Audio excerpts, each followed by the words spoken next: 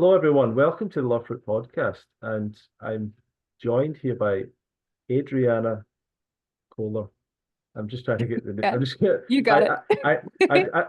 I sounded there like I don't know your name. I do know her name. I just wanted to make sure I'm getting the pronunciation right because I was thinking about that just before we started. But You nailed it. hopefully, yeah. Some people have been commenting that my microphone's not very good. I'm using headphones today. I hope this is a little bit better, but I will try and improve for the future. I'll get a microphone or something.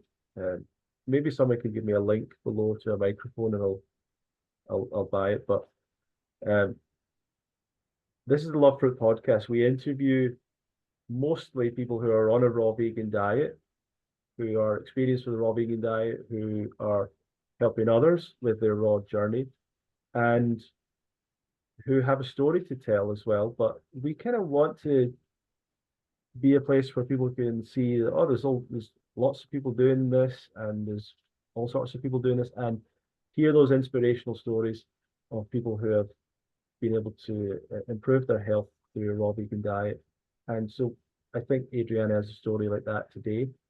Adriana is someone I personally met at the Woodstock Fruit Festival, Mm. and uh, I I've told you this. Like, I really enjoyed the conversation we had. We had a really interesting conversation We did. about your life and about clowning, which was a Hmm. really interesting topic. I thought about, and I've thought about that conversation because it's really interesting. But maybe that'll come up. But I know that that Adriana has had this raw vegan diet has some degree been related to multiple sclerosis, which is something she's been diagnosed with, and she's sharing and helping others with that now, I believe. Hmm. She's someone that's, as far as I can see, is quite a world traveler, has been all over the place in all sorts of the great locations where there's great fruit, and comes from Canada. And very honoured to have you come to the UK Fruit Fest this year. So thank you very much Mm. for coming, and we look forward to seeing you there.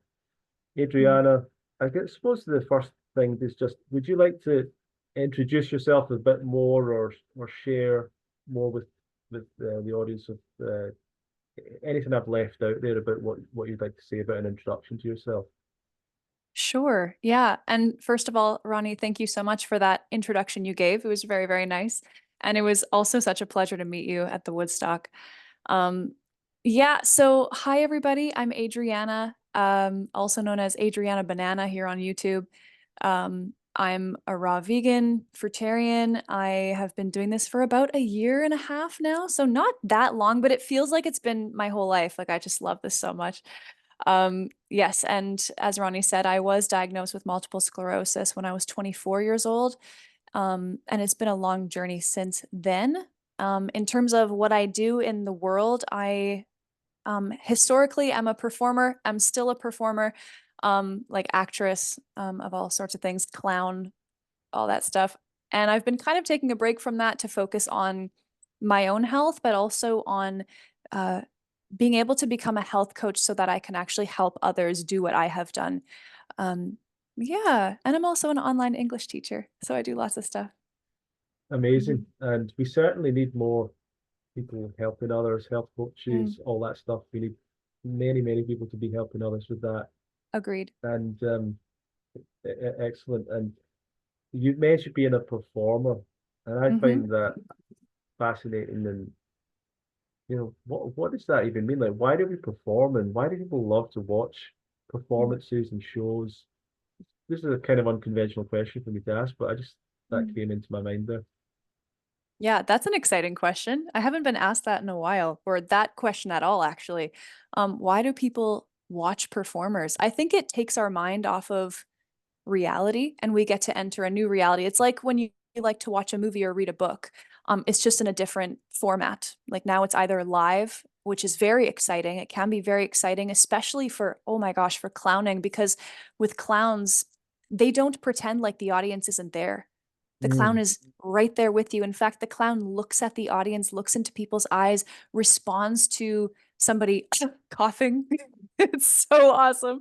Like being a clown is like the greatest high I've ever experienced. So I got to get back into it eventually. Maybe I'll bring it to one of the fruit festivals, but probably not.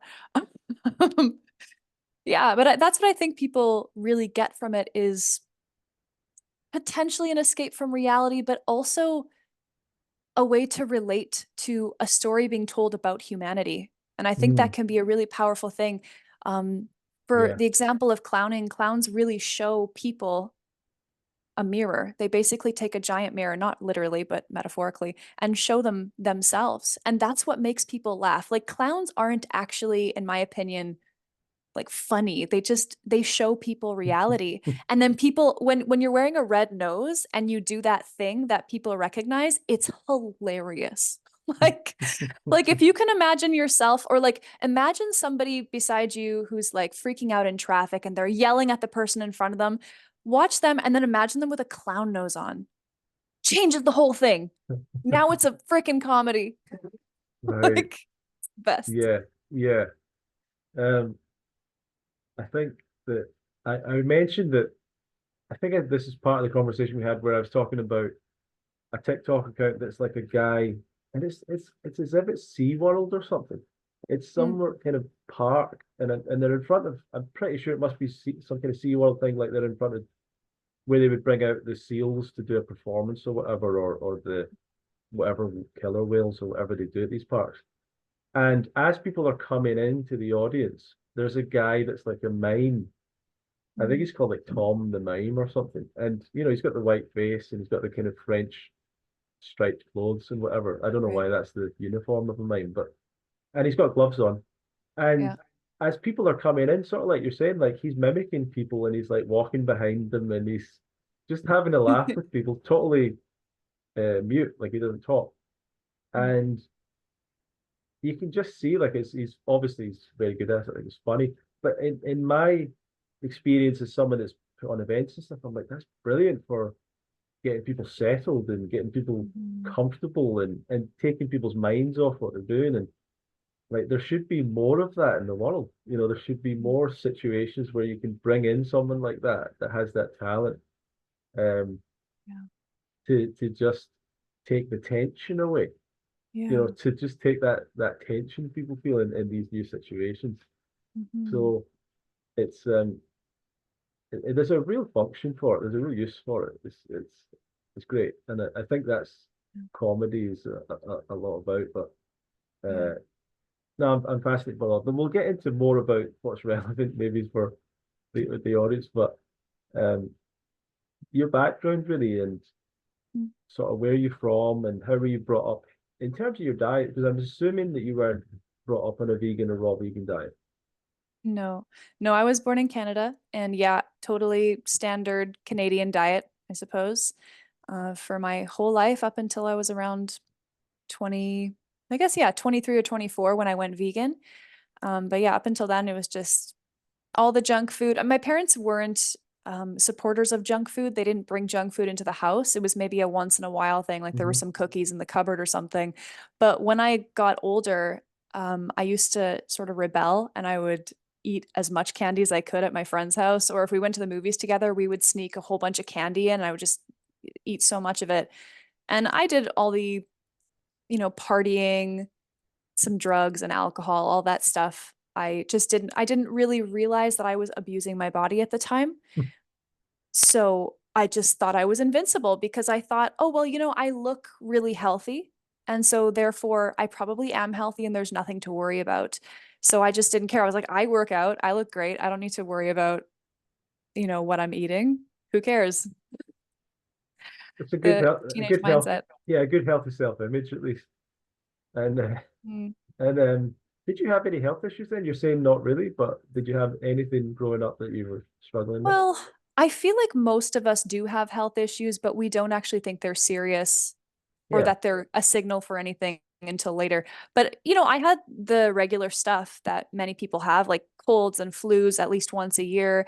Um, I had, really painful menstruation when I was young. Gosh, what else? That's really it. But to me, it all was so normal. It was just, Yeah. this is just what it is. This just happens to people and it's not a big deal and I don't need to worry about it. It really wasn't until I was maybe around 21 that I started experiencing really weird symptoms that were Mm, not normal, that I actually started wondering what was yeah. going on. Mhm. Right, so is that when you started to play around with the idea of changing your diet, or was it before then? Well, I had always thought that I wanted to go vegetarian just for some reason. Um, and I never really thought to change my diet for health ever until I watched a couple of documentaries on Netflix. One was called Food Choices and the other one was Cowspiracy. And these are the two documentaries that I watched in one evening. And the next day I was a vegan, which was Yeah. pretty amazing. But I thought that because I was a vegan, I was perfectly healthy. This is like the healthiest diet, even even though Oreos are vegan. So I just ate anything that was vegan basically, and I thought that that would actually, cause me to become very, very healthy. But clearly it didn't, because I was diagnosed at 24 years old with MS, after all of these really strange and unsettling symptoms. Mhm. Right. And can you tell me about the symptoms? Yeah, well, the first one was just a small tingle going down my spine every time I would look down. It was just like a little electrical signal going down. And I thought that was odd, but I also equated it to stress or some sort of, I don't know, maybe I pulled something. And every time I went to the doctor, they said, it's nothing, don't worry about it, you're fine. But then there was one morning where I woke up and the entire right side of my body was completely heavy. Like it felt like my leg and Wow. my arm had like sandbags in them and I couldn't move them. It was really terrifying because it wasn't just oh, my arm's asleep. No, it's like it was like heavy. Like it felt like it weighed like an extra 50 pounds or something. So I went to the hospital and the doctors were all very confused about what was going on with me and they surmised that it was nothing. They said you're fine. Wow. It's Wow. not MS. Don't worry, just go home. You're good. And it actually dissipated within a day, but it was so weird. And so after that time, I did a little bit more searching and I kept going back to doctors for that weird tingle down my spine and still like nothing. Like no, you're fine. Go home. Wow. Yeah. It's interesting the thing about the heaviness in the arm, right? Because Yeah. I do this martial art called Aikido, and Oh yeah. in the type that we do, we've got a principle called keep weight underside, right? Or Okay. keeping it, and the idea of that is um to kind of uh to not have your shoulder tensed up and your Mhm. elbow. It's kind of, if you're raising the arm, like sort of keeping it kind of relaxed. And we test that for testing the heaviness of the arm. And it's very hard for people to take the power out of their arm. And what I mean by that is like if I was to grab your arm and say, let your arm completely relax, you'll still hold your arm in that. Most people still hold it up in that position Right. and they don't realize they're doing it. And I think what's interesting about what you're saying is when when the arm's completely relaxed like that, and you're not holding it, and you're not got the power to hold it, you realize how heavy it actually is. Like it's Mhm. and that's, I don't know, that just caught my attention there what you Like were dead saying. weight. Yeah, like a dead weight, exactly. Yeah. But people can't actually let themselves go dead weight generally. They have to train to Hmm. do it. But what did it progress to from there then? Like did they start to get more serious and No. uh okay. It did not. It went away. And I just kept on pestering the doctors because I had this feeling like something was off. And finally, one of my doctors said, "Okay, we're gonna get you an MRI scan just to rule out MS." Basically, we just want to make sure it's not that. Like she's like, "You definitely don't have it. Don't worry about it." So I got the MRI scan done, and sure enough, she told me I have MS, um, which was shocking. But for some reason, I didn't feel shocked at the same time. I think I kind of knew. Um, Wow. yeah, it was an That must, interesting I moment. mean, that was, what age were you then? 24. Wow, and you were a vegan Yeah, I had just already. gone vegan. I had just gone vegan. Yeah. Wow. And I guess that was really scary. I had a really strange response to it. Actually, when she told me I had MS, I basically asked her just to leave because she started telling me about what to expect, basically not what to expect, but all I heard her say was, I know this seems really unfair. And I just was staring at her, not really hearing anything else. And then eventually she was quiet and I said, I just need to be alone for a sec. And so she left the room and I just started crying. I just let myself cry it all out. And then all of a sudden, I swear to God, Ronnie, this happened. It was like this flash of lightning came over me and was just like, and I had this amazing clarity. And I just said literally to the blank wall in front of me, I was like, I'm going to be okay. And I knew Mm, it. Like, it wasn't like a I hope. It was like, no, no, like I know. Like, and I said, I'm going to heal myself. I don't know how, but I'm going to do it because I know it's possible. And I did actually know because I had heard about how the mind body connection, about food, all these different aspects of self healing that was actually possible. And for me, I was absolutely positive. I was not scared at all at that moment. I just absolutely knew. And I walked out of the doctor's office almost like a mic drop. And I just walked out like, I'm fine. This is gonna be great. And I got into my mom's car and she was like, so what happened? I was like, yeah, I've got MS. And she was like, oh my God. I was like, I'm gonna wow. heal, mom. Like I swear I'm gonna heal. At home, my dad was all freaked out because he had heard about it. And I said, no, dad, like I'm gonna heal myself. And I told him why and everything. And eventually he looked at me and he said, I believe you. Holy crap. Like Wow. you really are. So I wanted to share a little bit about what I Mm. understand about MS, or the Yeah. very little. And Mm. it's interesting because when I got into the raw vegan diet, or the vegan diet, it wasn't really health. It was it wasn't Mm. hugely about health straight away. Yeah. But very quickly, I started to learn about the health side of it, and I was kind of shocked because I didn't realize it it was so obviously healthier. Like it was so obviously Mm. better, and I started to learn about the vegan doctors who I never knew about before, and started to hear their information. And Dr. McDougall, who actually recently died, I used to watch some of his stuff, and he did interviews with some of the old pioneers. And there was a guy called Roy Swank, and Mm. Roy Swank, Dr. Roy Swank, apparently, I think he's from Canada actually. I think he had like the longest running, most successful program ever for people with multiple sclerosis. And McDougall was saying like it's basically a low fat vegan diet, not entirely vegan actually, not entirely vegetarian, but these people managed to control it and it didn't progress because they did the swank diet, Mm. and it was a low saturated fat basically, and he saw that as being one of the problems with multiple sclerosis. But uh, my assumption is it's like it's an autoimmune disease. Maybe it's connected with animal products. I don't know. So it's interesting to me that you said you had it even you turned vegan and you still came out with symptoms of that. And I think McDougall was very keen to. I think he had a study for people with multiple sclerosis. Like he really wanted to get this out there that there was a dietary connection with multiple sclerosis, and it's one of those things where because it's so debilitating for people, Mm. and so like people can have type 2 diabetes, but they can kind of live with it for a long Mhm. time. It's not great, but Mhm.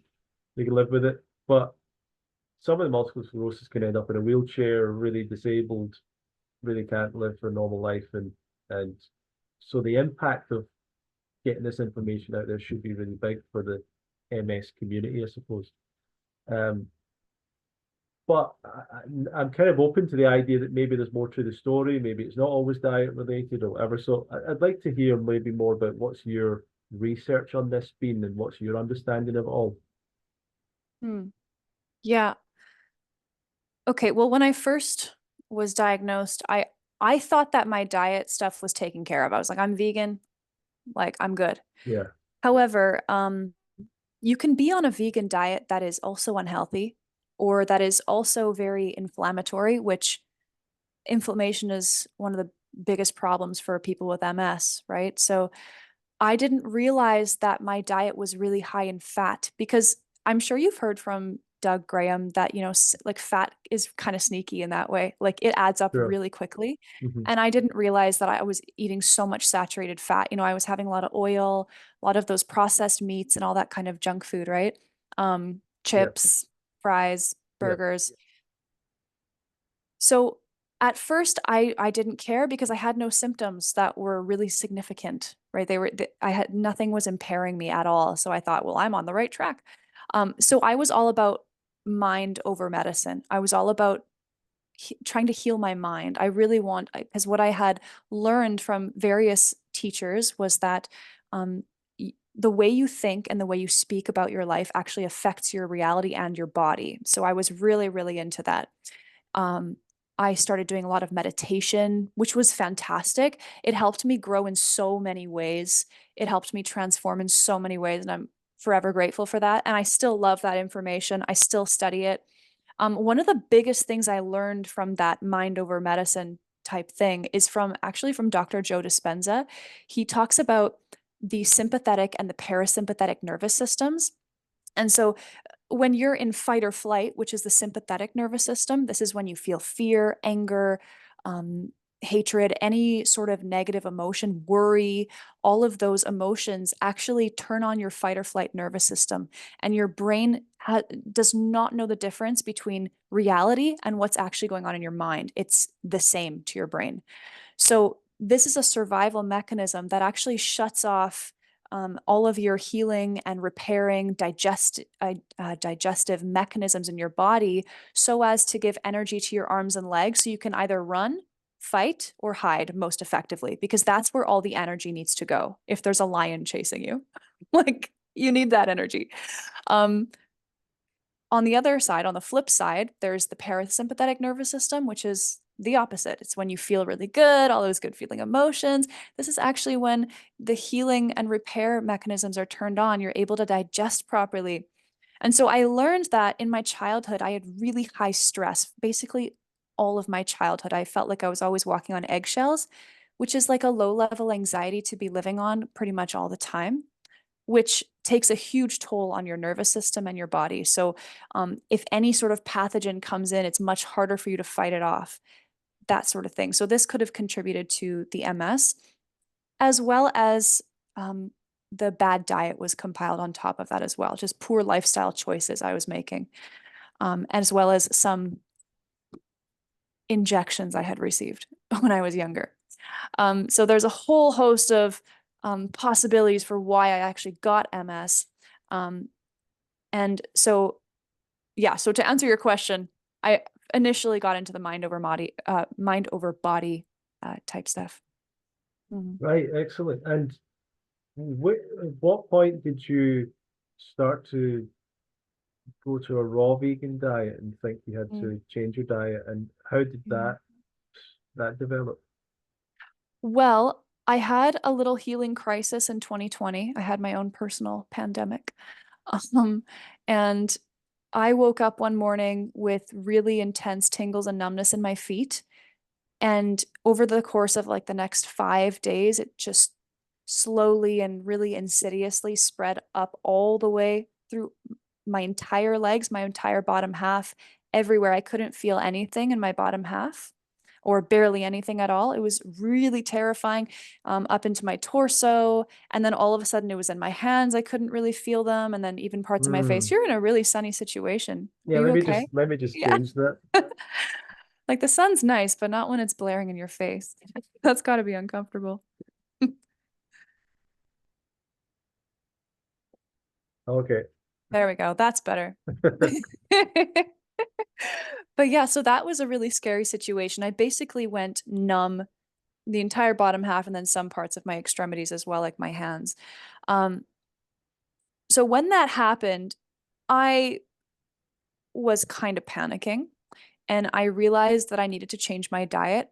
And I started researching and remembering medical medium protocol, and I started looking back at his books because I was interested in what he had to offer as well. And so I started eating more fruits and vegetables. I started cutting out more of the junk and processed foods, but at the time I was not willing to give up coffee. I wasn't willing to give up, takeout and all that stuff. So I slowly got better.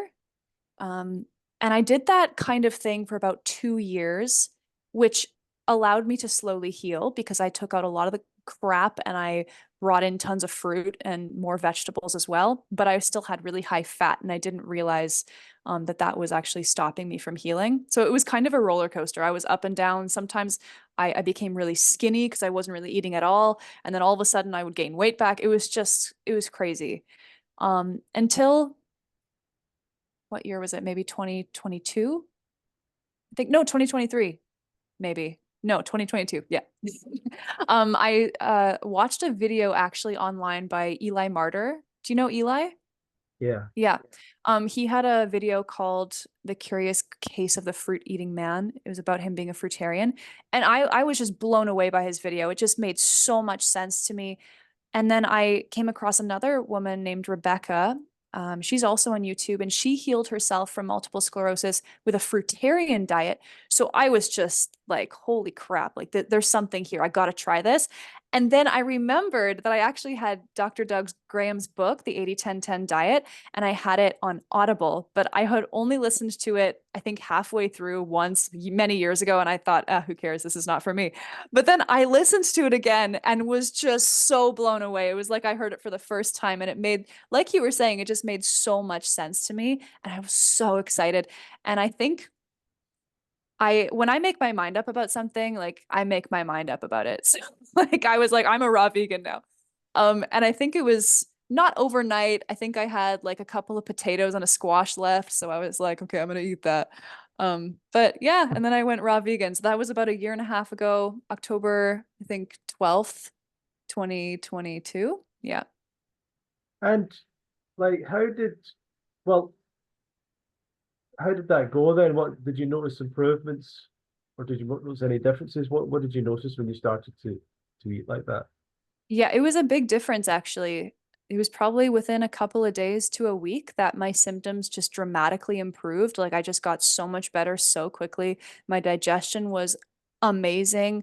I had so much more energy. The tingles and numbness went down astronomically. All of a sudden I could, oh yeah, I wasn't able to run a few years ago because of the tingles and numbness. It was so bad.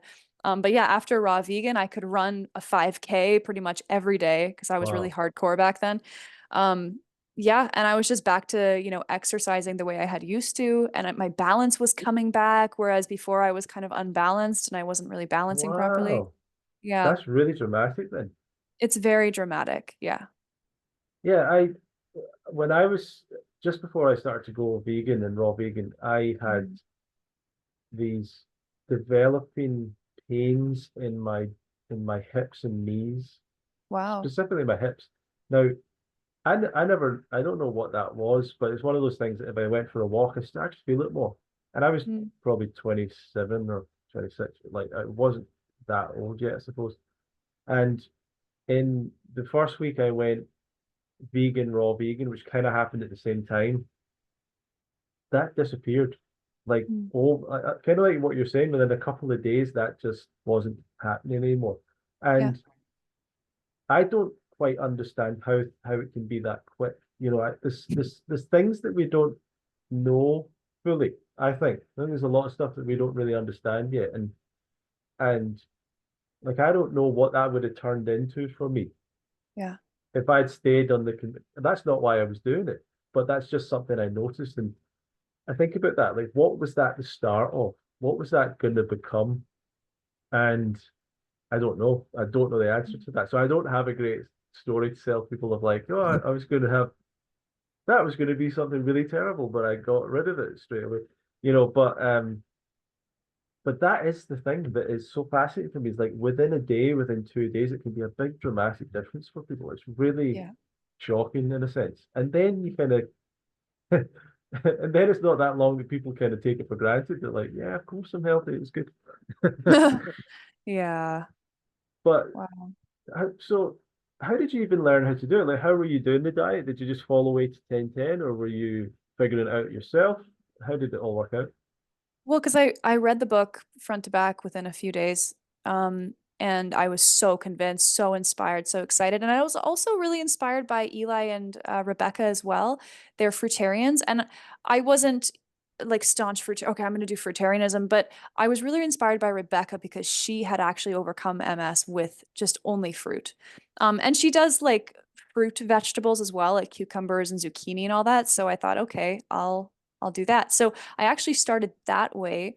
And I just watched her. I just watched what she ate, and she ate mono meals of fruit until dinner, and then she had this big kind of cucumber noodle or zucchini noodle salad, and that's what I did pretty much every single night. And at the time, I was already so enthusiastic about changing my diet that for me, it wasn't difficult at all. It just Right. felt like the natural next step. So for me, it was really easy. And I also was constantly studying it because for me, it's really inspiring and really, really interesting and really engaging for me personally. I know it's not like that for everybody. And I think that's why it can be challenging for some people to do this, is because Yes. it's not even interesting to them.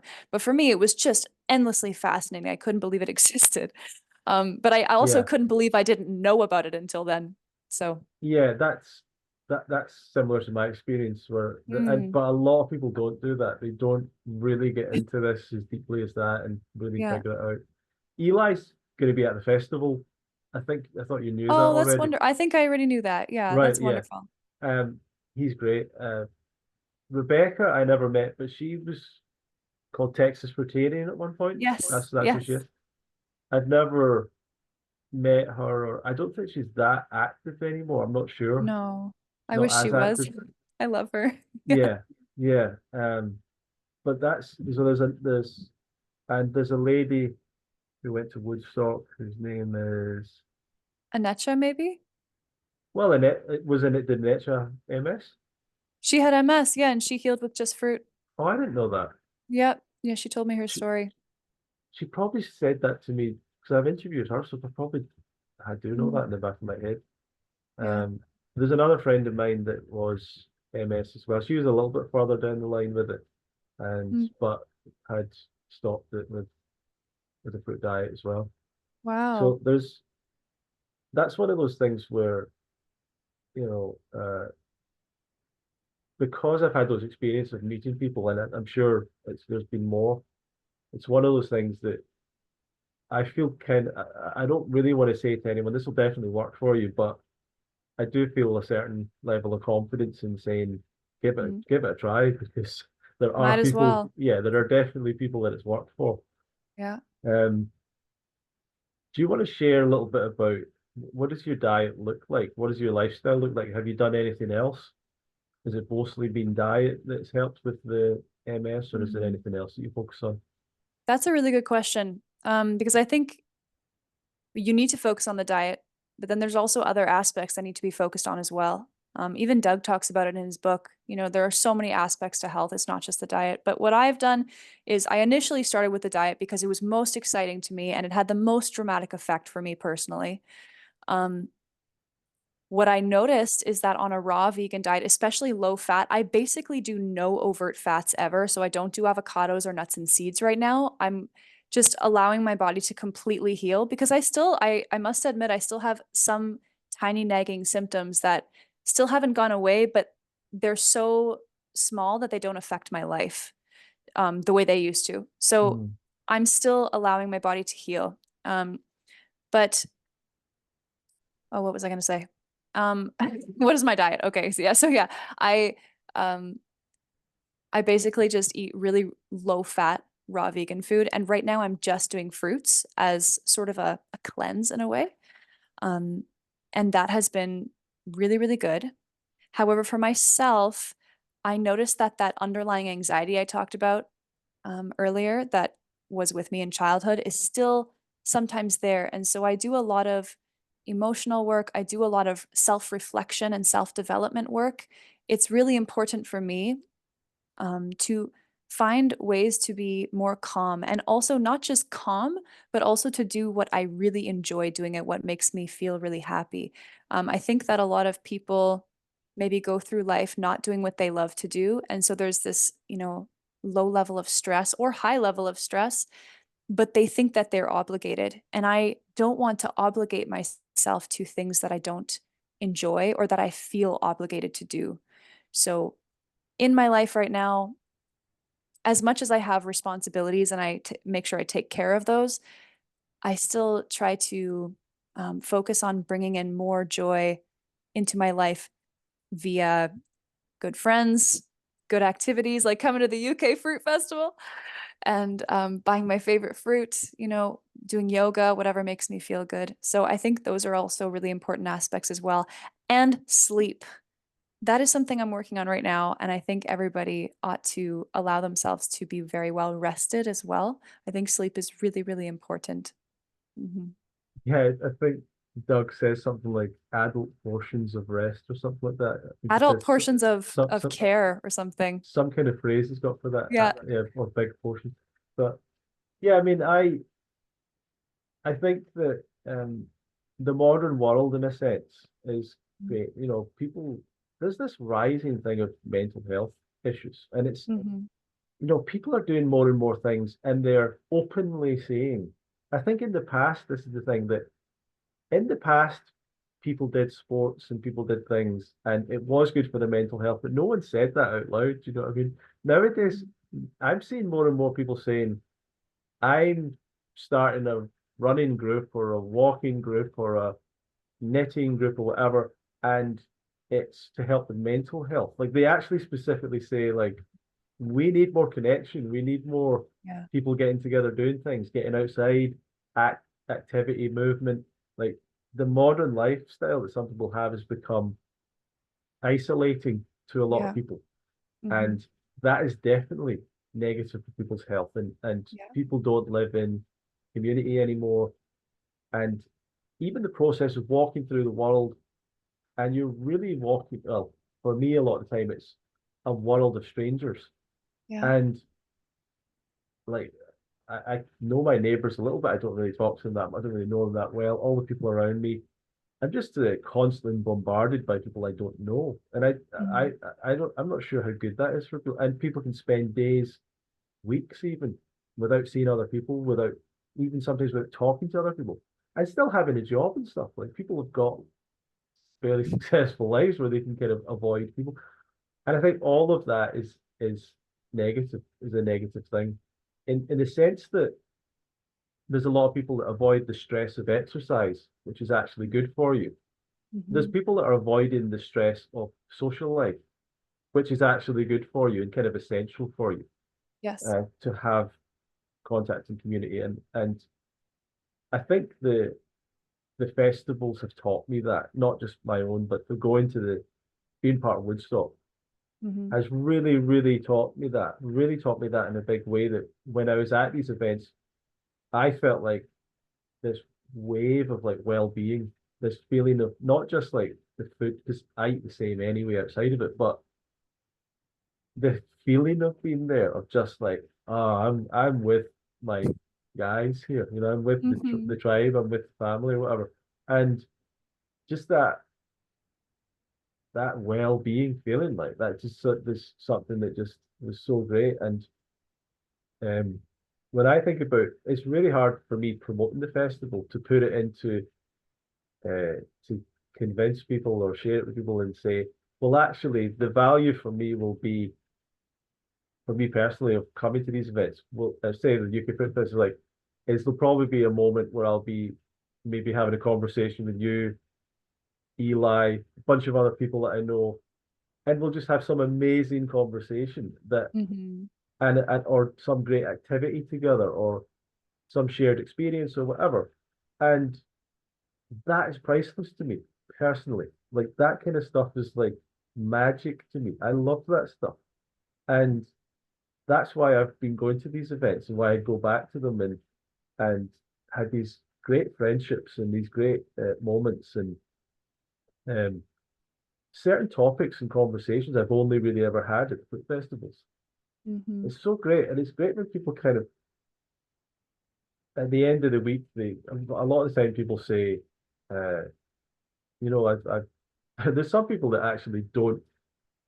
Some people come to my festival and they don't really plan on changing their diet that much after it. Some of them, and they've been coming for years, but they'll say like, I was expecting to get something out of it on the health side, but actually I've had a real emotional experience. I've had a real like Wow. awakening emotionally, Right. and it's a funny thing because it's it's nerve-wracking to enter into a new space and travel and go to a new place with people you don't know before.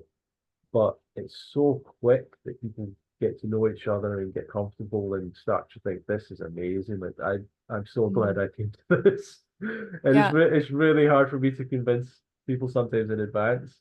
Even people that have signed up are still like, I don't know if I'm gonna like this. I'm like, don't you worry, this is gonna be the best thing. um I think there's a lady today I was speaking to, she's coming, but she had a lot of worries and questions and Mm. like she's gonna have to share her room doesn't have a toilet in it, so she's gonna share a toilet with other people and she's like, oh, I don't know if I like that. I don't like that and stuff.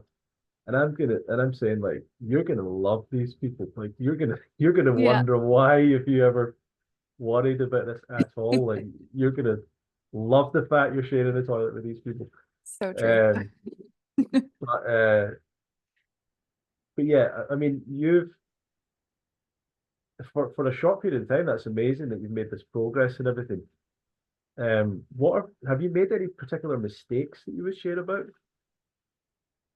Like when I was a raw vegan, like as a raw vegan, you mean? Yeah, I suppose on the journey to changing your diet, because it sounds like you kind Um, of found 80-10-10 quite quick and found a lot well, of the I right guess so. voices. I suppose I have actually. I've come across the right voices in on my journey. And I think it's, you know what? I think it's because I was vegan initially. And so all of the ways that I went were all towards veganism. So I never considered keto. I never considered carnivore. I was just like, no way, anything but Right. that. I want to do vegan. And I know that with a vegan diet, people heal themselves. Like you talked about Roy Swank. I had heard about him before I had gone all down all these diet rabbit holes. So um, yeah, I suppose it just the flow led me there towards 80-10-10. It was inevitable because I was always searching for what was next because nothing was quite working for me. And I know Doug says this all the time, like, well, nothing else works. So then when people come to 80-10-10, that's the one thing that does work, right? And it's true. Like once I went fruitarian slash raw vegan, I'm kind of on both of those wagons, I suppose. They're kind of in the same wagon, to be honest. But yeah, once I started doing that, that just was the best thing. It felt the best. It made the most sense to me intellectually. I know how to explain it to people when they ask me why I do it. And I think one of my favorite parts about it is just how much sense it makes and how simple it is. I Yeah, adore that so much. that's you raised an interesting thing there, which is the words, and Mm. something that's in my mind a lot, fruitarian or raw vegan, because Yeah. I'm giving a talk on Sunday at the Scottish Vegan Festival. Little Okay. promo for that for anyone listening. But I called it 12 years as a fruitarian in Scotland, right? Mm. That's my title for it. I could have said raw vegan. Um, I think I'm a student of Doug Graham, Hmm. or been Same. Yeah. mentored by him from a distance in a sense, or learned from his works and his Right. example and stuff. And certainly a friend of his. And he has been kind of clear on like he likes I think he kind of likes the word officially raw vegan better because it Yeah. doesn't fruitarian sounds like just fruit and he doesn't like just Yeah. fruit as a Yeah. concept. And but I've sometimes heard him kind of use fruitarian or sometimes use it. But I don't know for me, like I kind of prefer fruitarian. I think I would Hmm. rather it if it had always been people saying fruitarian. Right. But at the same time, that sounds a bit mad for the average person, maybe. And Yeah, it I, does. Kind of love I, that part about it though. yeah. And frugivore, I kind of like fruit based. I kind of like so, and then sometimes I say raw food. I just say raw Hmm. food. Uh, what in your mind? What do these bring up? These different words? Do you have different associations with them, or is it all the same thing, really? Well, for me, I do have a slight distinction. I know not everybody does. People who say they're fruitarian also eat lettuce. So I'm like, well, okay. Like, I don't think that's such a big discrepancy. I don't think that's a really big problem. However, for me, when I say I'm fruitarian, that's the times that I'm only eating fruit on purpose. Right. And the times that I say I'm raw vegan, that's the time when I'm doing mostly fruit, some leaves on purpose. And so I make that distinction mostly for myself. But I actually agree with you. I really like the term fruitarian. I like the way it sounds. It sounds a little more badass, to be honest.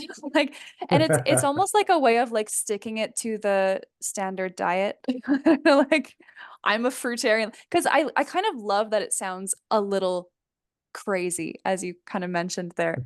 Right. Because it makes people's ears perk up and they want to know more, and I actually have heard in passing an old friend of mine before I was fruitarian, or even raw vegan. She was kind of making fun of it with somebody. She was like, "Oh yeah, fruitarians. Oh my God." And she's a health seeker as well. But I remember her as being somebody who used all the different potions and all this stuff and like all the weird cleanses and everything. And I look back on that and I think people think fruitarian is extreme. They really do. But when you really look at it closely and you analyze what it actually is, it's one of the least extreme things on the planet. In fact, it's like the opposite of extreme. We're basically coming back to what's natural in nature because other animals, you could call them extreme too, I guess, because they're a bunch Yeah. of raw food hippies too.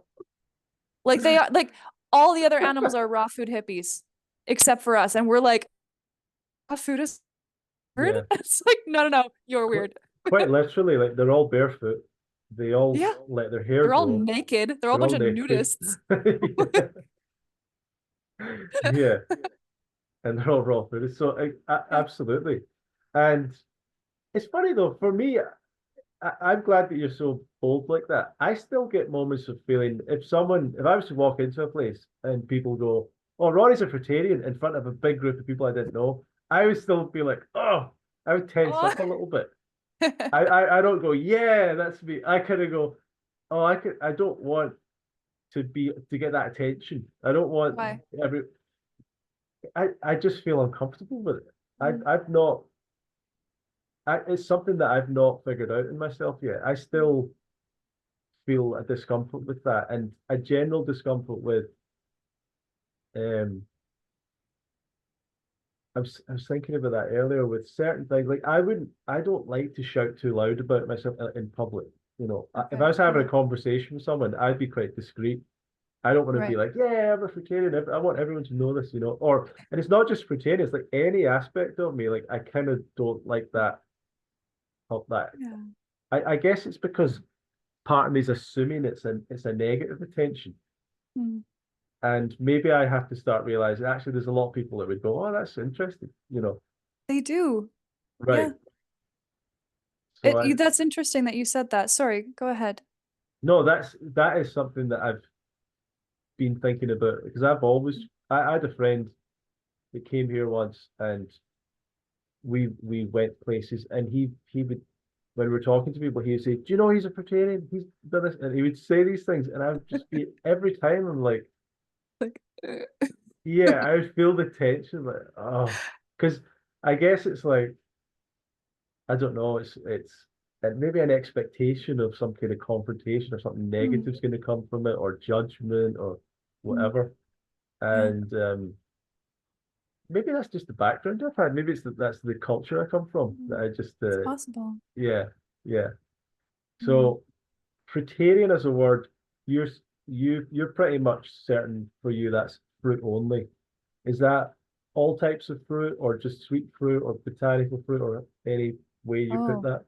that's a wonderful question. I think that we should only eat the fruit that tastes good to us in its raw form. So eggplant, I would never eat raw, so I don't eat it ever. Well, but it's true. Like eggplant's a fruit, but it's disgusting. Like it's so gross. I mean, you have to cook it or you have to adulterate it in some way in order for it to be delicious. Even like gosh, what's another fruit? Zucchinis. I used to eat a lot of zucchini noodles and no shame to zucchini noodles. I still love them, but I don't eat them anymore because I realized they are so unappetizing on their own. Like, could you imagine taking a bite of a zucchini? Like gross. Um, so I mean, like I will do cucumbers and tomatoes, but I actually really prefer to indulge mostly in sweet fruits. I've been thinking about how the sugars and fruits are really, we really need those sugars. So I feel the best when I'm doing lots of really sweet fruits. So right now I'm experimenting with that. But I'm always open to being incorrect. Like if somebody can tell me like, hey, actually, Adriana, I think this is actually not quite accurate and here's why. I love that.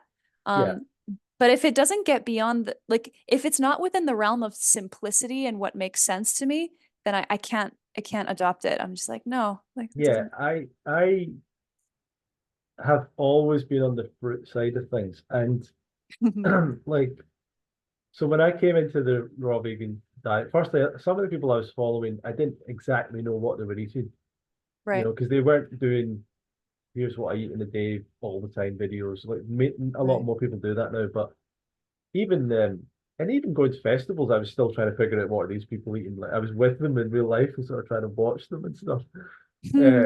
And uh, but some of them would say, and you still hear this quite a lot. You still hear this quite a lot.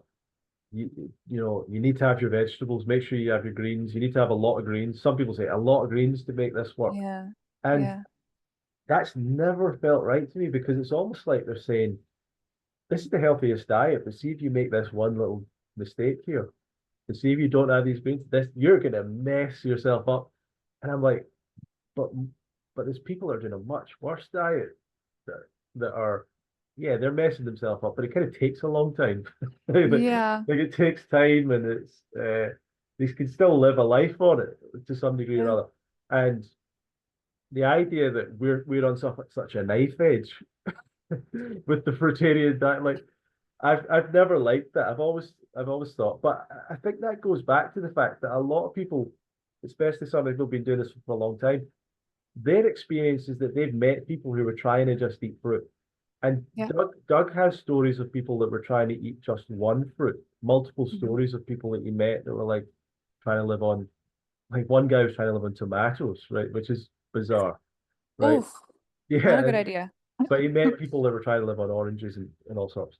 And my perception is all those people probably failed for the same reason that many people fail with many diets, and Yeah. they just weren't doing it right. They weren't eating enough calories. Mm. Major thing of eating a fruit diet is people don't eat enough when they start off because they feel Yeah. full in there.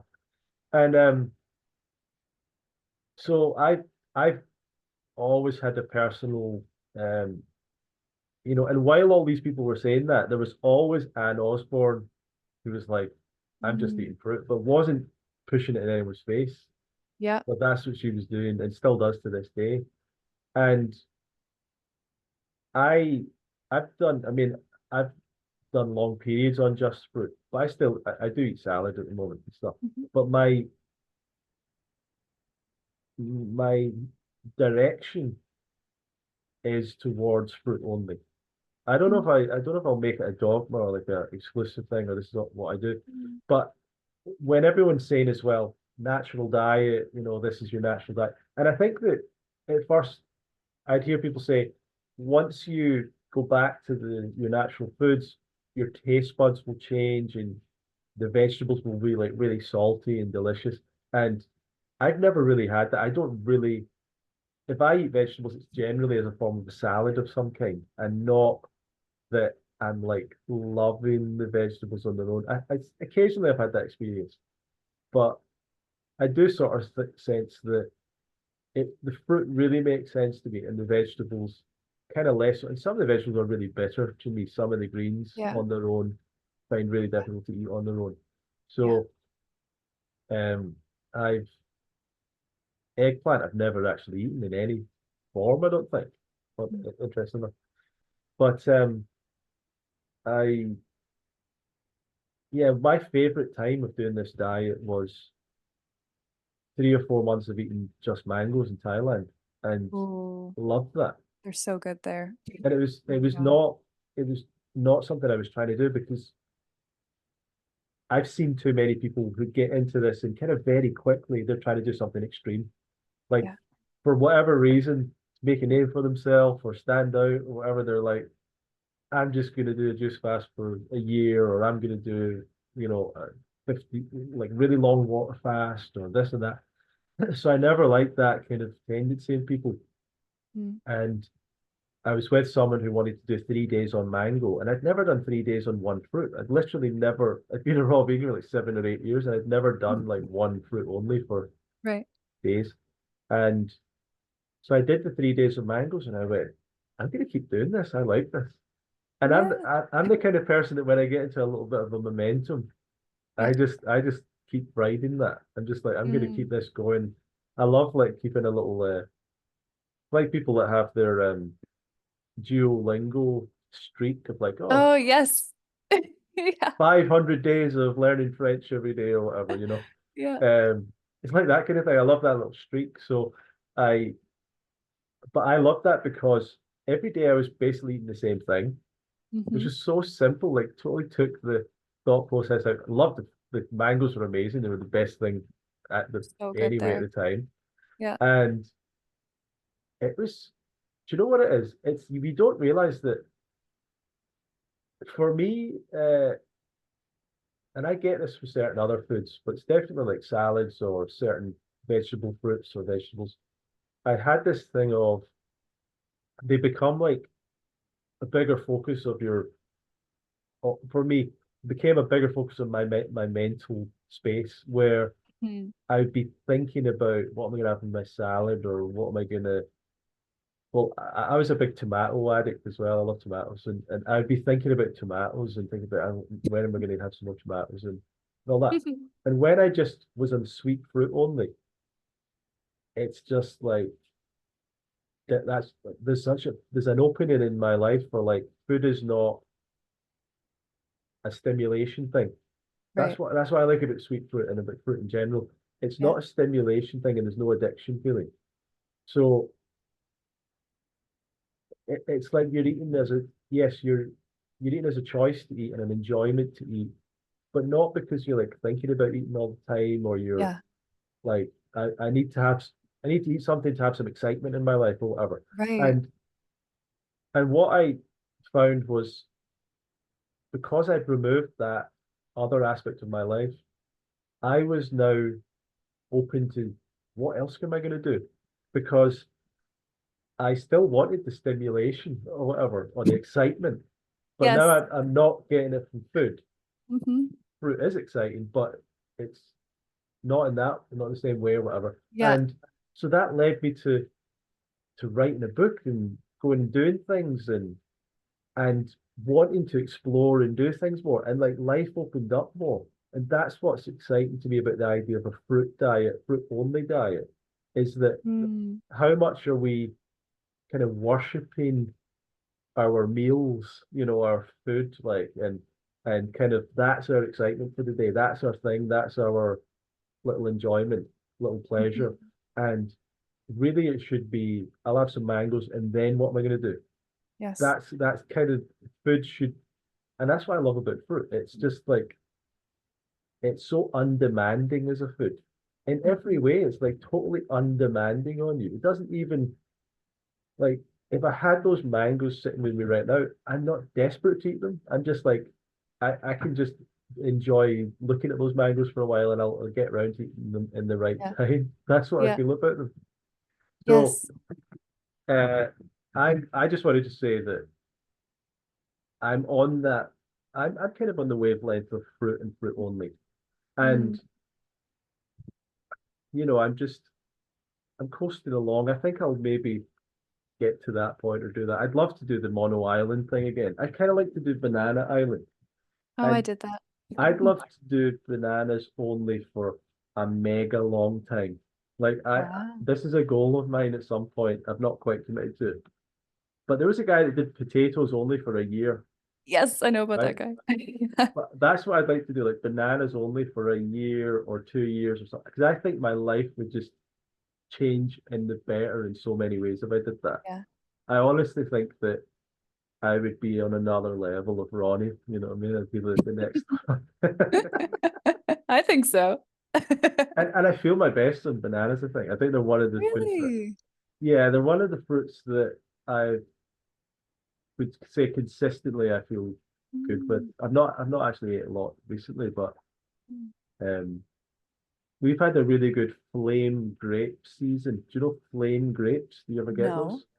no. So, well, there are a variety of grapes that are like completely spherical. I don't know if you've Oh, ever seen them, like totally round. They're not oblong. okay. And Yes, yes. we should, I imagine they would be everywhere in the world, but Oh yeah, we do have those. I just never heard them called that before. well, the specific varieties for flame. Flame And grapes. yeah, so if you look for the variety, because there's others that are around as well, but this flame grape I am obsessed with, but they only come in and out once in a while, right? They appear right now. We're in a good flame grape moment. Right now it's flame grape season here. So I have like that's my staple food at the moment is the flame Right. grapes. And they're so moreish. Like I can I could put on weight just eating these fruit because I can just keep eating them, right? They're different to the other grapes. They're like a perfectly flavored for me anyway. Like they're my Mm, flavor. And so that's been my main fruit at the moment. I've not been having mm, my bananas. But actually the reason as well for the bananas is it's the least appealing. I feel really good at bananas, but they don't appeal to me hugely. And I mm. love the me and I think I spoke with Ted Carr about this. We've talked about this of like the lowest dopamine food possible is bananas. Like it's one of the very low dopamine foods. Yeah, So if you're trying to get like no like you're getting less in the dopamine you get from food so that you're searching for dopamine in other right. aspects of life. Yeah. That's the kind of idea. Wow. Yeah, That's so true. Oh my gosh. I feel that way about apples and oranges. right. Yeah, but even I really feel there's a tanginess to an orange and a tanginess to an apple that give them an appeal. And That's true. bananas, I feel like are so flat in their flavor profile. They Like, can be for sure. yeah, and they're Yeah. dry as well. Yeah. They're dry. Um, well, let's get back to something that actually gives some value to people. So, I'm kidding. This is valuable. Yeah, yeah, yeah. No, tips for people. So, for people that are starting off with this, what would be some of your tips and ideas that would really help people? Um, Or if you want to talk about mono oil islands of bananas, we can talk about that as well. well, yeah, I did do a banana mono island for about 12 days, and it was actually really challenging for me. This was last year. The first 3 days were terrible because I kept on thinking about the exciting foods that you were mentioning earlier, the excito, but like the really bad ones, like burgers and fries. Like I was like, I couldn't stop thinking about it because I was only eating bananas. But it was actually awesome. I felt really good. I felt really calm, really great digestion, great energy. Yeah, everything was really, really good. Um, Ronnie, do you think we could take a pause for like 1 minute? Sure, yeah. I've been drinking a ton of water, so I'll be right back. Okay, we're back. And we're talking about tips for beginners and also the island that you did, the banana island. Right, right. Okay, so Banana Island, yeah. It was really fun. I would recommend it to anybody. Ronnie, I think you should totally do it. It sounds like it really inspires you. You might as well do it. And I think that it's also really good if anybody has any digestive issues at the beginning, especially some people with the detox symptoms of going on a raw vegan or fruitarian diet can have potentially digestive issues just because you're not used to that amount of fiber or because your body is pushing out old waste that is in your intestinal tract. So a mono cleanse of bananas could be really fantastic, especially because they're so easy to digest. They're so easy on the system. Like you were saying, they kind of have that flatter flavor. They're not as intense. So they're just a really easy food to eat. So I highly recommend a banana cleanse of even just a few days. You don't have to do 12 days like I did or a year like Mm. Ronnie. Just kidding. Ronnie will do that one day. I But think I'll do it. I think if I start, I'll maybe never stop. Like I oh my, honestly, you're gonna be maybe the the banana guy. rest the rest of my life. Yeah. And and I think it's possible. I don't think there's any Yeah. health issues with doing it personally. I think that it would be a good thing, but I think it would be yeah. amazing. Everybody would tell you you would die of potassium poisoning, which is not true, but it would be fun for you to just continuously debunk that. And actually, you would be like everybody will like, well, actually look at Ronnie. He is literally the banana guy. He's Well, fine. so in the UK, there was a cartoon when I was younger called Banana Man. And this Wow. was a boy. Now, I don't understand why it was set up like this, but it was a boy who would eat bananas and then he would turn into this adult action hero called Banana Man, who had like a banana head and stuff. And, you know, that I remember that from childhood and I would, and later, in years later, I'm doing the raw vegan diet and all that stuff. And my brother's wife, her dad worked for a publishing company in Scotland called DC Comics. Mm. And he was like, I think he might have been the editor of this comic, this child's comic. And it turned out that he was potentially the guy that invented the character Banana Man, right? And I was like, this is such a bizarre like thing that I'm meeting the guy that like invented Banana Man as a character. And I'm a raw vegan and all that stuff like connected. It's kind of like I'm one of the few raw vegans he's probably ever gonna meet. And he's and it's a weird thing like that. Mm. But yeah, I don't want anyone to listen to this and go and try and live on a banana a day or whatever you think that might. That's not what we're talking about. Like you do have to know how Mm. to eat enough in this diet and stuff. You do have to Yeah, know some stuff. So still some education to do for people that are just starting off. But definitely.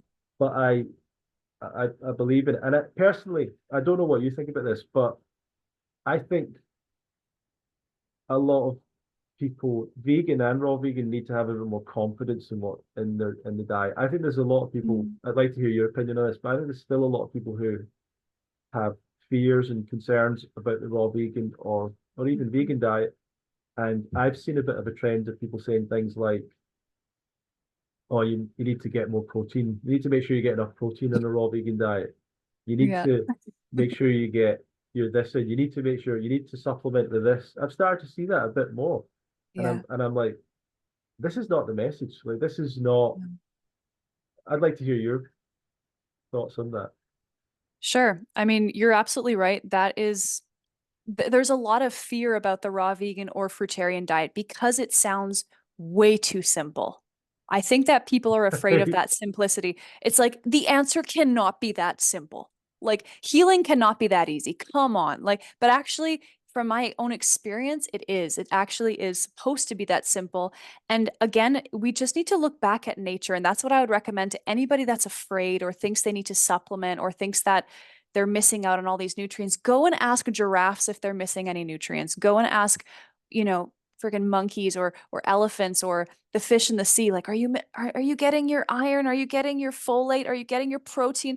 Like, like if you went up to a giraffe and you were like, I don't think you're getting your omega-3s, man. And then the, Yeah, the giraffe's like, you know what? You're probably right. I should probably eat some chia seeds. Like, no, the giraffe's gonna keep eating the leaves or the branches, whatever the heck they eat. They know what to eat based on their instincts, based on what tastes good, what's attractive to them, what's delicious to them. Zebras know to eat grasses. I think they eat probably grasses or something like that. But animals know what to eat. Lions know to eat only meat. They eat many different kinds of meat. We eat many different kinds of fruit. Hey, but it's food at the end of the day. If lions only had access to zebras, they would eat the frickin' zebras and be happy about it.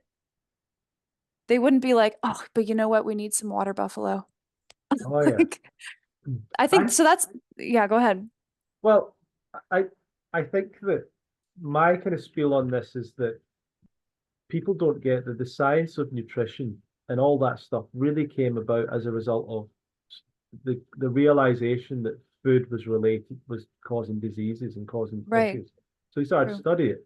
But that came from deficiencies that were occurring in the Hmm. past that really aren't Hmm. happening for anyone really anymore in any diet. But because I personally think it's quite difficult to get any of these deficiencies. Hmm. So there was scurvy, which is a lack of vitamin C. There's Right. beriberi. There's I think called pellagra. There's in Africa. There's still vitamin A deficiency in some places. Um, so there's things like that that are still Yeah. happening. There was an iodine. issue at certain places where there's not iodine in the soil. But so these things happened and kind of scared people and made people realize there's an ability to be sick because your food's lacking in something. Right. And I don't think people thought that before that. I don't think people Mhm. understood any of that.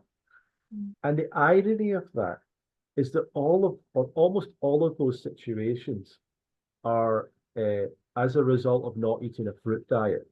Almost all of those are like lack of B vitamins, lack of vitamin C. Yeah. It's like fruit's the best source of those.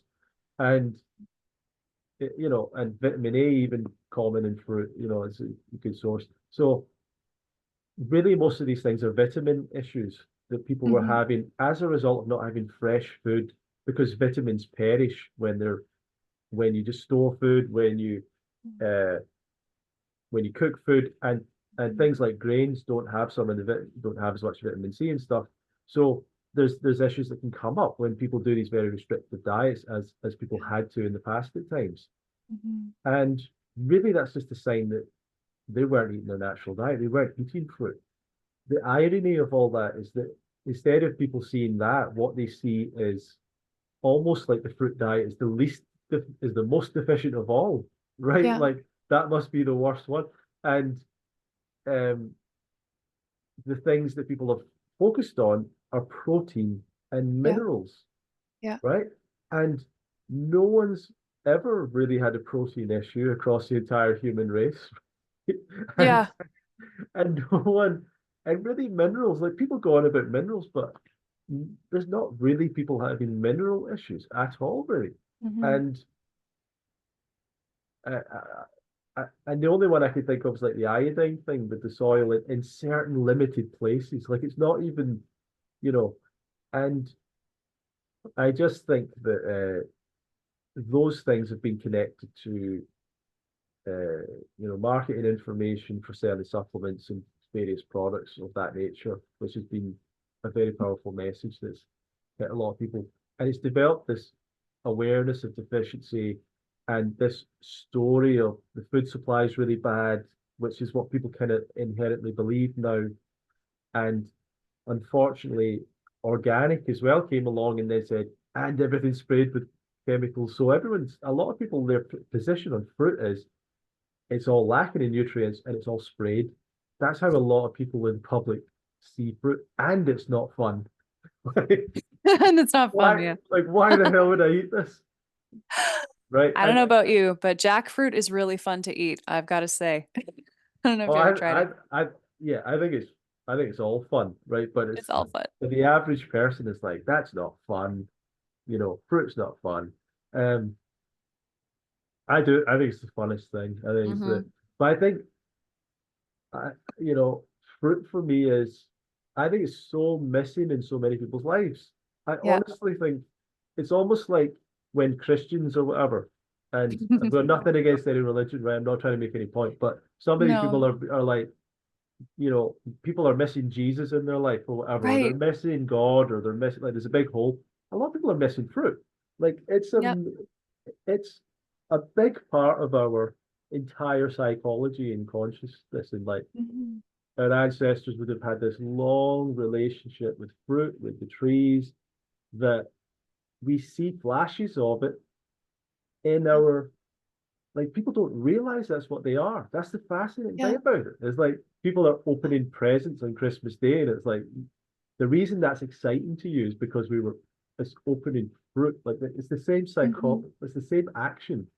Like we have a fruit Absolutely. at Christmas, people have like a fruit tree in their house. Like that's literally what it is, you know. Yeah. It's it's it's so many of these things. We still arrange the way we get food as if we are a frugivorous animal. Like Yeah. it's essentially we have numerous trees that we go to that are different shops, locations that are Right. just in the same place.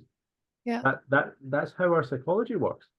Like we take in our area by visual and by memory and geographically learning a map of the area, Yeah. and we have an awareness of the time. Like I think fruit has changed our psychology because we have to be aware of the whole concept of time. Like Mm. a lot of animals can live in forever living in the moment, because it's just about, I'm going to wander about and some food will happen, right? And I'll run across some food, or there's leaves around all the time, or grass all the time.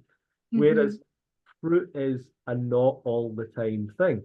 And that probably had to change the way we thought about primates. The way that we think about the world is that we go here for food for a while, and then a year later we'll come back, or whatever, like 6 months later, and I just think all these things are like, I love kind of diving into all that, but Yeah. it's all for me like obvious aspects of our frugivorous nature, psychology, and as I said, with fruit being so undemanding, as a beautiful thing in your life to have this connection with, it's so sort of obviously nourishing and beneficial, but it's it's almost something. This is a weird thing. So people say like, "Oh, fruitarian, is that a cult?" And I'm like, kind of wish it was a cult. Like we don't have a cult, and I mean, it kind of. Just we'd love kidding. it. We'd love someone to have a cult somewhere. Like we honestly, if there was some person became like the fruitarian cult leader, like Yeah. I'm gonna go to the cult. Like maybe not all, maybe not Same. live there, but I'd go to I the cult mean, and eat fruit for people. But there is no cult. And yeah, there's Durian parties at the festival, sort of, but yeah. there's not really a worship of fruit, even at the fruit festivals. It's not like No. we're like bowing down to the glory of fruit. It's almost like Right. fruit is not that big a deal. It's like we try and make it a big deal, but Yeah. it's not. And the funny thing with, I'm speaking a lot here, but I think with raw vegan speakers, like people that speak at the festivals, it's hard to get them to talk about the diet. It's hard to get them to talk about fruit. It really is. It's like it's just not a big deal to them. And Yeah. people say you're obsessed with your diet. Like I'm trying to get them obsessed with the diet because I'm trying to get them to talk about it. But they want Yeah. to talk. They want Most of them want to talk about other stuff. And so it's Hmm. been funny. That's interesting because I was thinking a similar thing about fruit festivals. Like my parents were like, "Oh yeah, you're going to this UK Fruit Fest because you love the fruit," and I'm like, "I eat fruit here. Like fruit's great, but I'm going there for the connection. I love those people. Like people who are on fruit are, in my opinion, at another level. Like it's just so amazing to know people who are doing what you're doing as well because it is quite rare right now to be a fruitarian and I've noticed people who are fruitarians are just so connected and so loving and so open and so friendly and I think it just comes with it, to be honest, once you go down that road back to simplicity and back to ease of just eating fruit, like the only food that we can actually eat raw and with mostly without utensils, without having to cook it. I mean, to me, that's a different lifestyle. It ch Yeah, changes your life in more than just a health way or just a diet way. Like it changes your life in a way that is um I think has a ripple effect. I noticed the rest of my life became a little bit more simple. I started to simplify other aspects of my life and um I started to see more how I'm connected to the earth rather than just this yeah, separate being from the other animals, you know? yeah. I mean, I have found that people have said like, and this is another thing people think about fruitarians is they say, oh yeah, the fruitarians are they're kind of spacey. They're like they're Hmm. uh whatever, like they're hippie-ish or Out there. blah blah blah out there, Yeah. weird, wacky. And for me, it's like this diet really grounded me actually. Total Yeah. opposite of what people say. And it really it changed Yeah. the way I think. My brain worked differently. I do believe that after it. Yeah. And like I would start to look at things and see it way more clearly. Like just start to figure things out more clearly and work Yeah. things out and just break it all down. And like it was just changing the way I was even coaching and thinking about things.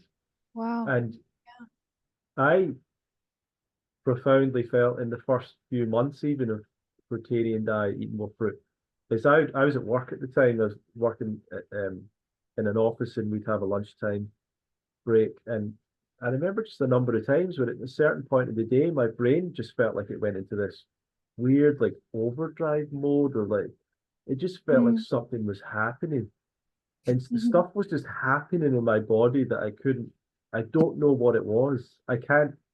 I don't have evidence for it, but Yeah. like stuff was happening. It was like, and maybe that was like like the arteries getting cleared out, the things getting rebuilt, repaired, stuff. You know, it was a beautiful, a total. I want to say festival of beautiful sensations, like different Mm, beautiful sensations that were right. happening all over my body in different ways, and the best feeling that I've got to say I don't have as much anymore. I don't get it as much. But in my first few years of raw vegan diet, I had like these random moments of what I describe as surges and waves of gratitude. That's what it felt like. Yeah. Total waves of like being in total gratitude about the world and about the earth after eating like a big fruit meal. And Mm, and I just was like, this is insane, this feeling. And it was the best, it was like the best drugs. I've never been a drug person, but to me, I think this is what people are missing yes. from that they're looking for in alcohol and drugs and other Right. things. Yeah. Like we're meant to like the idea that your food can make you high, and we don't talk about that as much, but that's the experience I've had on fruit. That's the potential Mm, that we have, and maybe mm, our fruit is not as that doesn't always happen or whatever. But I've had so many of those great experiences. I wonder if you've had yeah. any of those kind of experiences. I think I have, maybe not as intense as you, but I know what you're talking about though. And I wanted to circle back a little bit to earlier what you were saying in this, what you said now, about the simplicity of it and how fruit is not exactly worshipped in the fruitarian diet at all. It's almost like I the love fruit this. diet Yeah, it's because it like it brings us back to ourselves rather than worshiping some external source. yeah, We are no longer worshiping like the coffee bean or a drug or yes, mushrooms or something like that. Because that's I know there's a lot of retreats where people will be like, oh, the cacao bean, and I'm like, are you serious?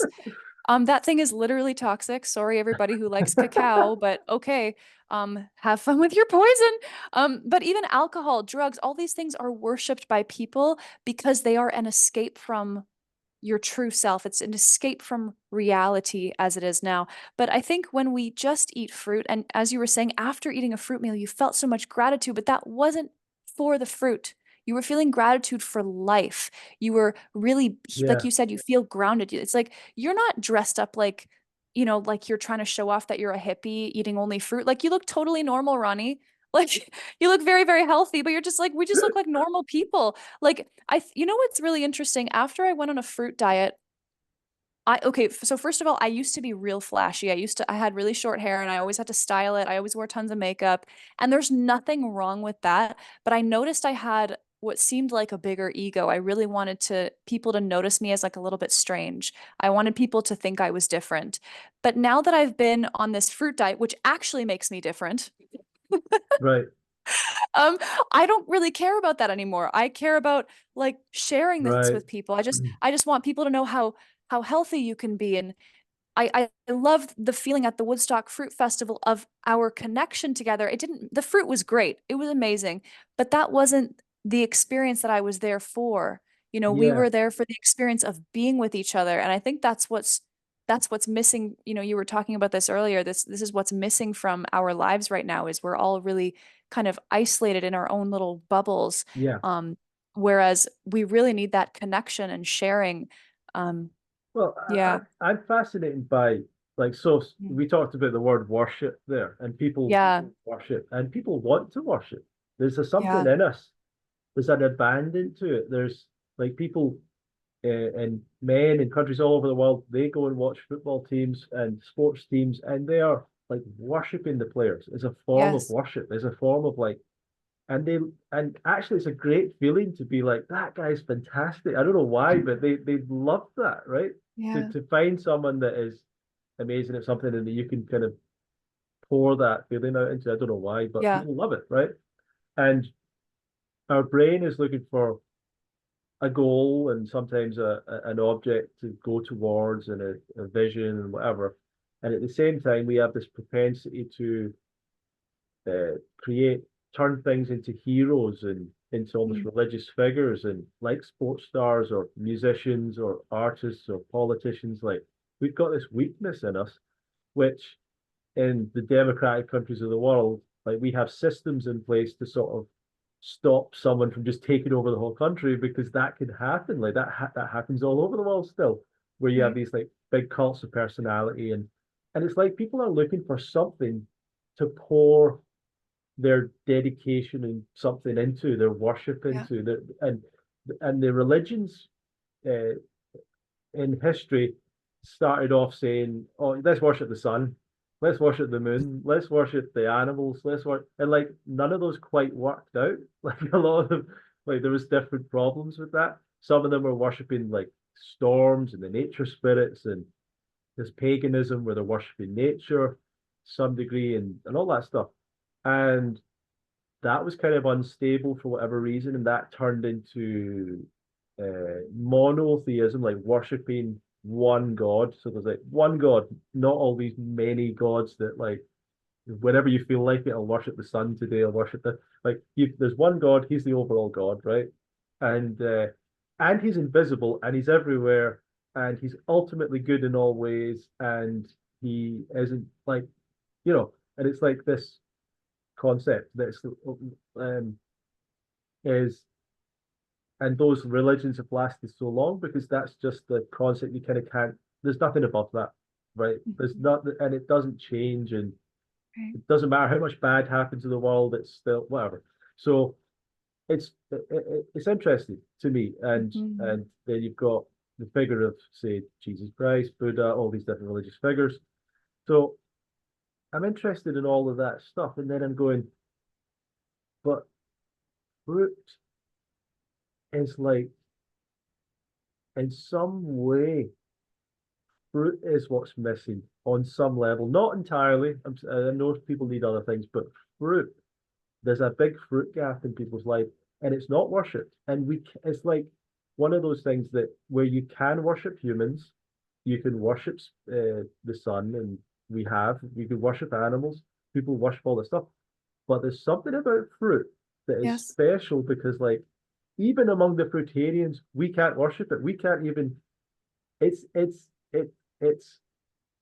and that's why it's such a great thing to have this relationship with, because it's so undemanding. Yeah. Is that maybe we've already said this? I've said this already, but I'm trying to work this out because Yeah. I'm really interested in this, because I do think that if I look around my house, like, I've literally not got a picture of fruit. I've not got an artwork of fruit. Right. If I have clothes with fruit on it, it's kind of because I'm going to the festival or something, and it's like a little thing. Like, I don't really read books about fruit. I'm not really watching videos about fruit. I eat fruit every day as the predominant part of my diet. I love the flame grapes, but, like, I don't have a T-shirt. I'm not part of the flame grape community or something, or like, do you know what I mean? Yeah. And even Yes. that aspect of it, like, no one can own fruit. Right. That's another thing that makes it such a, I don't know, there's something so cool about it. And Yeah. psychologically, it's so, like, it's unaddictive, it's anti-addictive. Like, you can't get addicted to bananas. Like, there's no way you can get addicted to them. No. I love the fact that, you know, best whatever, if you like durian, if you like whatever food, like the best durian in the world, whatever, you're still, after a few days, you're like, what else is out there? Do you know, Yeah. like, really? If you, and I know we'll talk about that. You've been to a lot of places, but you get to these places and you could have like fantastic durian or whatever, but you know, in the way that people have coffee every day for the rest of their life, if I had access to the best durian in the world, I would not eat it every day, and that's absolute true, and I love it, but it just wouldn't be an everyday thing, and that's I don't know. But you've been to a lot of places. Do you want to? We'll just start bringing this to a close. I've taken up a lot of your time, but, like, No, it's okay. It's a good conversation. I saw you were in Bali, I think, and And Thailand as well. yeah. What have been some of your experiences like? Oh, it's wonderful there. Bali and Thailand are wonderful, and the fruit is, yes, as wonderful as they say it is. It truly is. But like you were saying, Ronnie, it's not addictive. I think at first durian was intoxicating, I have to say. It seemed like it was addictive because all I wanted to eat was durian because I just couldn't believe it existed. But like you said, there's a certain point where you want something else, you want something juicy. Whereas somebody who's, doing heavy drugs, that's all they want. Somebody who wants coffee, that's all they want every morning. And because those are drugs, whereas Yeah, durian is not a drug. And it's delicious and probably it's very exciting in many, many ways, but it's something you do get tired of and you want to move on to something else. And I'll come back to it another time. oh Um, yeah, yeah, that's the thing. And I mean, what about, fruit not being addictive, not being something we worship. I actually, you were saying fruit is something we're missing. And I agree with you. And because I think what is missing is people are not taking care of themselves in a way that shows themselves that they love themselves. And when you eat fruit and fruit only, I think this is an actual act of self-love because you're giving your body the best food possible for a human body. And when you do that, you are actually um, giving yourself probably one of the most loving gifts possible, yeah, which is the right diet for you that will bring you good health, that will bring you clarity and all of that. Um, but there's this desire to worship. And my theory is because we don't actually love ourselves, we never think we're good enough. So we need a deity, we need something out yeah, there to say they are better than me and I'm going to see them as myself. And the problem with somebody to worship a deity is that that can actually let you down. They're going to make a mistake. They're going to do something wrong or something like that. They're not going to live up to your expectations. Um, and when somebody lets you down like that, I mean, that's the problem too, is being so attached to that thing that you're worshiping that it cannot let me down. It has to always be perfect. But when this is interesting. Actually, I've never talked about this before. Like when you just eat the fruit though, and you're loving yourself and you're not worshiping anybody else, you're not worshiping anything, you're just loving life.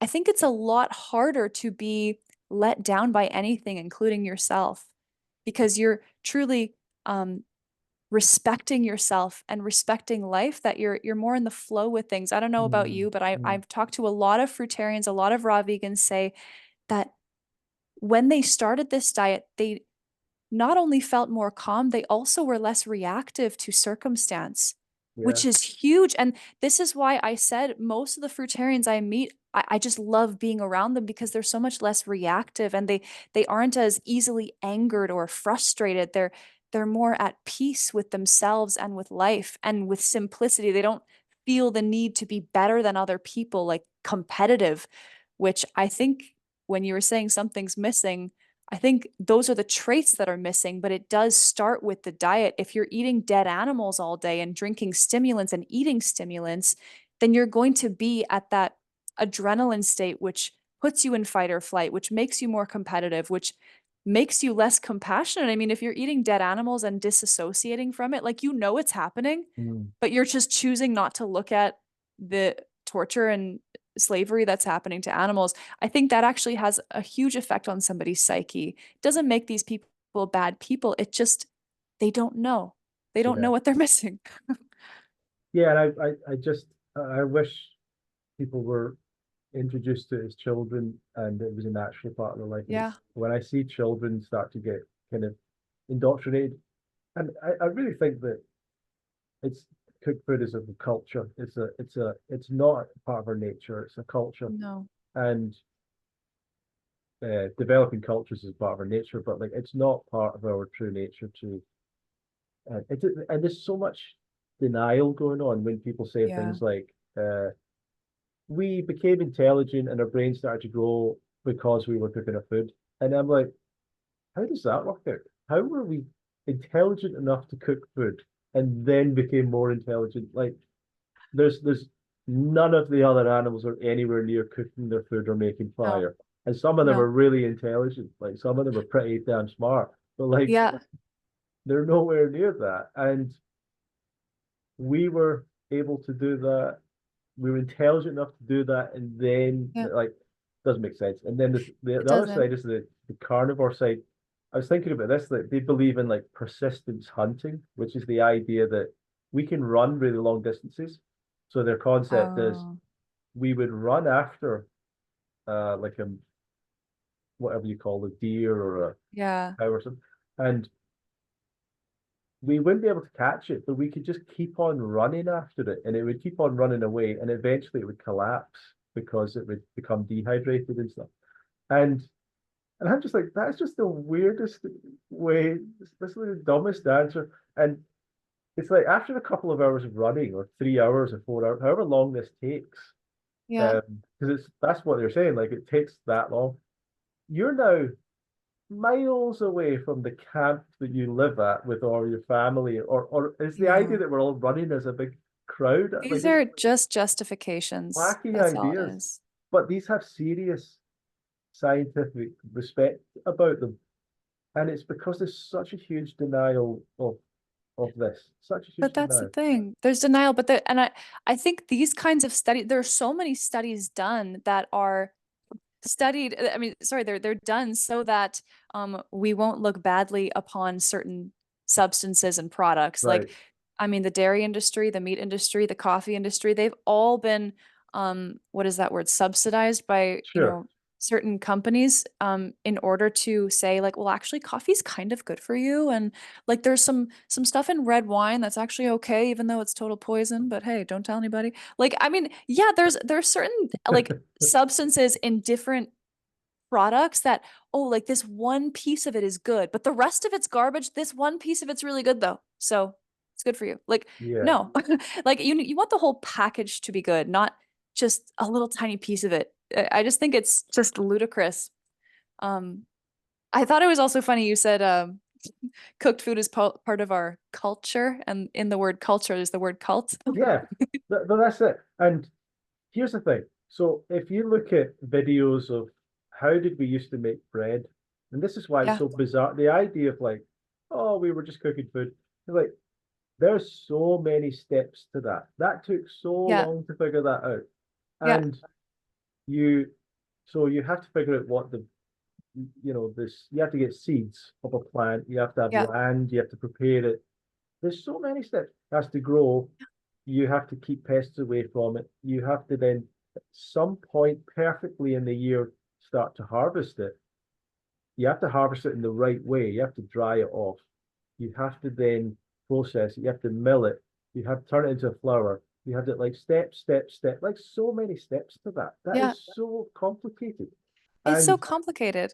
Yeah, and and even like say you've got the grain, so now you have to wake up, you have to turn it into flour. That's more physical work than the average person does in the right. modern world, right? You have to grind this into like a flour, and then you do that. There's so many steps to it. Like even in just like making a loaf of bread in a day from scratch, there's a lot to it without machines and Hmm. stuff.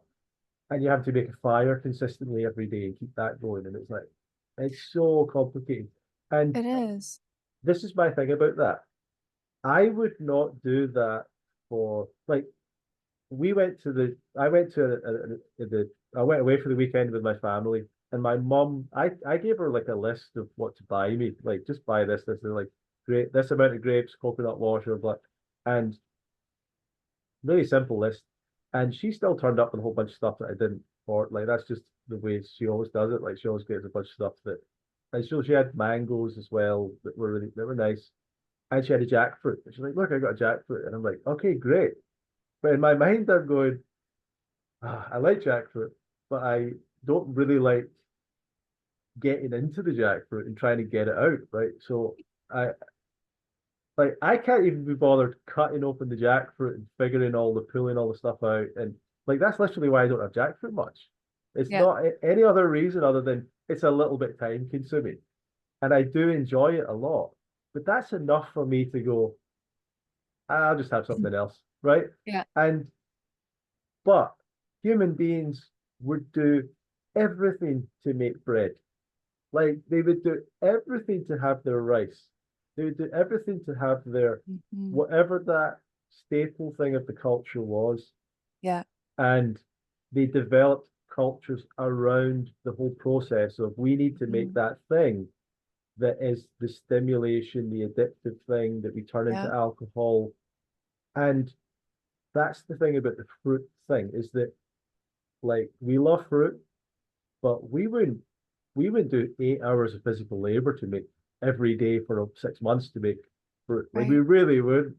We would be like, okay, durian's good, but I'm happy with bananas. Do you know, like that's the way I would look at it. I'd be like, I'm happy to like I don't need to have the best fruit ever. Yeah. And I can only surmise that it wasn't just about survival. It wasn't just this is how we survive. It was also this is what we are like addicted to. Mm. And the way that a drug addict will give everything up and do everything to get their drugs and the Hmm. alcoholic and so on. I don't do that for fruit. I really, Yeah.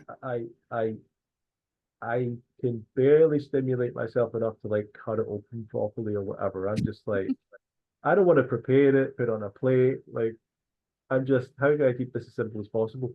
Yeah. And so I don't know, that's another thought I'm having. But I mean, really enjoy the Yeah. conversation. I do need to cut it short, and well, we've gone quite a while.